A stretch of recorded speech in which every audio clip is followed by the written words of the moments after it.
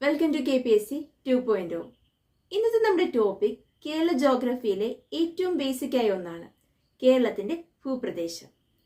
നമുക്കറിയാം, ഇന്ത്യയുടെ തെക്ക് ഭാഗത്ത് സ്ഥിതി ചെയ്യുന്ന ചെറിയൊരു സംസ്ഥാനമാണ് കേരളം. 14 ജില്ലകളും 44 നദികളും 34 കായലുകളും ഉൾപ്പെടെ വൈവിധ്യമാർന്നൊരു ഭൂപ്രദേശമാണ് കേരളത്തിൻ്റെത്. ഈ ഭൂപ്രകൃതിയെ നമുക്ക് 3ആയി തരംതിരിക്കാം: മലനാട്, ഇടനാട്, തീരപ്രദേശം. ഇവ ഓരോന്നും എന്താണെന്ന് നമുക്ക് വിശദമായി പരിചയപ്പെടാം. ആദ്യത്തേത് മലനാട്. ഇവിടെ കാണിച്ചിരിക്കുന്ന ഈ മാപ്പിൽ ചുമന്ന നിറത്തിൽ അടയാളപ്പെടുത്തിയിരിക്കുന്ന ഭാഗങ്ങളാണ് മലനാടിൻ്റെത്. അതായത് സമുദ്രനിരപ്പിൽ നിന്നും ഏകദേശം 75 മീറ്ററിൽ കൂടുതൽ ഉയരമുള്ള പ്രദേശത്തെയാണ് മലനാടിന്റെ ഭൂപ്രദേശത്ത് ഉൾപ്പെടുത്തുന്നത്. കേരളത്തിന്റെ ഭൂപ്രദേശത്തിന്റെ 48% വരുന്നതും മലനാടാണ്, അതായത് ഏറ്റവും കൂടുതൽ. കേരളത്തിന്റെ കിഴക്ക് ഭാഗത്ത് സ്ഥിതി ചെയ്യുന്ന ഈ പ്രദേശം പർവ്വതങ്ങളും വനങ്ങളും ഉൾപ്പെടുന്ന പ്രദേശമാണ്.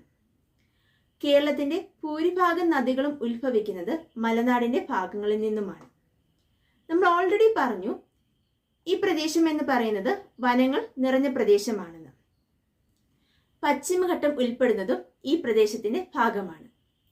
കേരളത്തിലെ ഏക പീഠഭൂമിയായ വയനാട് പീഠഭൂമിയും കേരളത്തിലെ ഏറ്റവും ഉയർന്ന കൊടുമുടിയായ ആനമുടിയും കേരളത്തിലെ ആദ്യത്തെ ബയോളജിക്കൽ പാർക്കായ അഗസ്ത്യകൂടവും എല്ലാം ഉൾപ്പെടുന്ന പ്രദേശം കൂടിയാണ് മലനാട്. ഇനി ഇവിടുത്തെ പ്രധാന കൃഷി ഇനങ്ങൾ എന്തൊക്കെയാണെന്ന് നമുക്ക് നോക്കാം. കാപ്പി, തേയില, കുരുമുളക്, ഏലം തുടങ്ങിയ സുഗന്ധവ്യഞ്ജനങ്ങളാണ് ഇവിടെ പ്രധാനമായും കൃഷി ചെയ്യുന്നത്. ഈ കൃഷിയെ സഹായിക്കുന്ന പ്രധാന ഘടകങ്ങൾ എന്തൊക്കെയാണ്? 30 ഡിഗ്രി സെൽഷ്യസിൽ കുറഞ്ഞ താപനിലയും മഴയുടെ ലഭ്യതയും നീർവാർച്ചയുള്ള മണ്ണുമൊക്കെയാണ് കൃഷിയെ സഹായിക്കുന്ന പ്രധാന ഘടകങ്ങൾ. ഇനി നമുക്ക് അടുത്ത പ്രദേശത്തെക്കുറിച്ച് നോക്കാം. അതാണ് ഇടനാട്. ഇടനാട് ഈ മാപ്പിൽ നമ്മൾ കാണിച്ചിരിക്കുന്നത് പോലെ പച്ച നിറത്തിൽ കാണിക്കുന്ന ഭാഗങ്ങളാണ്. അതായത് മലനാടിനും തീരപ്രദേശത്തിനും ഇടയിൽ സ്ഥിതി ചെയ്യുന്ന സ്ഥലമാണ് ഇടനാട്. ഇവിടുത്തെ ഉയരം എന്ന് പറയുന്നത് സമുദ്രനിരപ്പിൽ നിന്നും ഏകദേശം 7.5 മീറ്റർ മുതൽ 75 മീറ്റർ വരെയുള്ള പ്രദേശങ്ങളാണ് ഇടനാടിന്റെ ഭാഗമായി ഉൾപ്പെടുത്തുന്നത്. കേരളത്തിന്റെ ഭൂപ്രകൃതിയുടെ 42% വരുന്നതും ഇടനാടാണ്.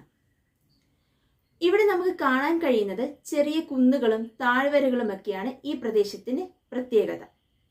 ഇവിടുത്തെ പ്രധാന മണ്ണിനം എന്ന് പറയുന്നത് ലാറ്ററൈറ്റ് മണ്ണാണ്. അതുകൊണ്ട് തന്നെ ഇവിടുത്തെ പ്രധാന കൃഷി എന്ന് പറയുന്നത് റബ്ബർ, തെങ്ങ്, നെല്ല് തുടങ്ങിയവയൊക്കെയാണ്. മറ്റൊരു പ്രത്യേകതയാണ് വൈവിധ്യമാർന്ന കൃഷി. അതായത് പലതരത്തിലുള്ള കൃഷിയാണ് ഇവിടെയുള്ളവർ ആശ്രയിക്കുന്നത്. ഇനി നമുക്ക് അടുത്ത അവസാനത്തെ ഭൂപ്രകൃതിയിലേക്ക് നോക്കാം. അതാണ് തീരപ്രദേശം. ഇവിടുത്തെ മാപ്പിൽ നമ്മൾ മഞ്ഞ നിറത്തിൽ അടയാളപ്പെടുത്തിയിരിക്കുന്ന ഭാഗങ്ങളൊക്കെയാണ് തീരപ്രദേശത്തിന്റെ ഭാഗമായി വരുന്നത്. അത് നമുക്കറിയാം, ചെറിയൊരു ശതമാനമല്ലേ ഉള്ളൂ. അതായത് കേരളത്തിന്റെ ഭൂപ്രകൃതിയുടെ 10% മാത്രമാണ് തീരപ്രദേശത്തിൽ ഉൾക്കൊള്ളുന്നത്. സമുദ്രനിരപ്പിൽ നിന്നും 7.5 മീറ്റർ വരെയുള്ള ഉയരമുള്ള പ്രദേശങ്ങളെയാണ് തീരപ്രദേശ ഭൂപ്രകൃതിയിൽ ഉൾപ്പെടുത്തുന്നത്. ഇവിടെ താരതമ്യേന നിരപ്പായ ഭൂപ്രദേശമാണിത്. കായലുകളും അഴിമുഖങ്ങളും തോടുകളുമൊക്കെയാണ് നമുക്കിവിടെ സാധാരണയായി കാണാൻ കഴിയുന്നത്. ഇവിടുത്തെ പ്രധാന കൃഷി ഇനങ്ങൾ എന്ന് പറയുന്നത് നെല്ലും തെങ്ങുമൊക്കെയാണ്. ജനസാന്ദ്രത കൂടിയ പ്രദേശം കൂടിയാണ് തീരപ്രദേശം. ഇനി നമുക്ക് കേരളത്തിന്റെ തീരപ്രദേശ ദൈർഘ്യം ഒന്ന് നോക്കാം. അത് 590 കിലോമീറ്റർ ആണ്. പഴയ ICRT പ്രകാരം അത് 580 കിലോമീറ്റർ ആയിരുന്നു. പുതിയ ICRTയിൽ അത് 590 മാറ്റിയിട്ടുണ്ട്. നമ്മുടെ കേരളത്തിലെ 14 ജില്ലകളിൽ 9 ജില്ലകളിലും തീരപ്രദേശ സാന്നിധ്യമുള്ള ജില്ലകളാണ്. എന്നാൽ 5 ജില്ലകളിൽ തീരപ്രദേശം ഇല്ലാത്ത ജില്ലകളുണ്ട്. അവയൊന്ന് ഓർത്തിരിക്കണം. അവയെന്ന് പറയുന്നത് വയനാട്, പാലക്കാട്, പത്തനംതിട്ട, കോട്ടയം, ഇടുക്കി തുടങ്ങിയ ജില്ലകളിലാണ് തീരപ്രദേശ സാന്നിധ്യം ഇല്ലാത്ത ജില്ലകൾ. കേരളത്തിൽ ഏറ്റവും കൂടുതൽ തീരപ്രദേശമുള്ള ജില്ല കണ്ണൂരും ഏറ്റവും കുറവുള്ളത് കൊല്ലവുമാണ്. പിന്നെ ഒരു കാര്യം കൂടി ഓർത്തിരിക്കുക, സമുദ്രനിരപ്പിൽ നിന്നും താഴ്ന്ന പ്രദേശത്ത് കൃഷി ചെയ്യുന്ന സ്ഥലമാണ് കുട്ടനാട്. ഇന്ത്യയിൽ തന്നെ സമുദ്രനിരപ്പിന് താഴെ കൃഷി ചെയ്യുന്ന ഒരേ ഒരു സ്ഥലമേ ഉള്ളൂ. അത് കേരളത്തിലെ ആലപ്പുഴ ജില്ലയിലെ കുട്ടനാടാണ്. ഇനി നമുക്ക് പെട്ടെന്നൊന്ന് റിവൈസ് ചെയ്യാം. നമ്മുടെ കേരളത്തിലെ ഭൂപ്രകൃതിയെ നമ്മൾ മൂന്നായാണ് തരംതിരിച്ചിരിക്കുന്നത്: മലനാട്, ഇടനാട്, തീരപ്രദേശം. മലനാട് എന്ന് പറയുന്നത് സമുദ്രനിരപ്പിൽ നിന്നും 75 മീറ്ററിൽ കൂടുതൽ ഉയരമുള്ള പ്രദേശങ്ങളും, ഇടനാട് 7.5 കിലോമീറ്റർ മുതൽ 75 മീറ്റർ വരെ ഉയരമുള്ള പ്രദേശങ്ങളും, തീരപ്രദേശം എന്ന് പറയുന്നത് 7.5 മീറ്ററിന് താഴെ ഉയരമുള്ള പ്രദേശവുമാണ്. കേരളത്തിന്റെ ഭൂപ്രകൃതിയുടെ 48% മലനാടും 42% ഇടനാടും 10% തീരപ്രദേശവുമാണ്.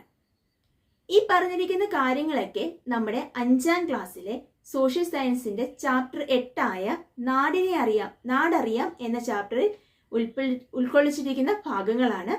അപ്പം ഇത്രയേ ഉള്ളൂ. വളരെ സിമ്പിളായ ഒരു ടോപ്പിക്കാണ്. ഈ ഭാഗത്ത് നിന്നും വരുന്ന ക്വസ്റ്റ്യനുകൾ നന്നായി എഴുതുമെന്ന് പ്രതീക്ഷിക്കുന്നു. മനസ്സിലായെന്ന് കരുതുന്നു. Thank you for watching.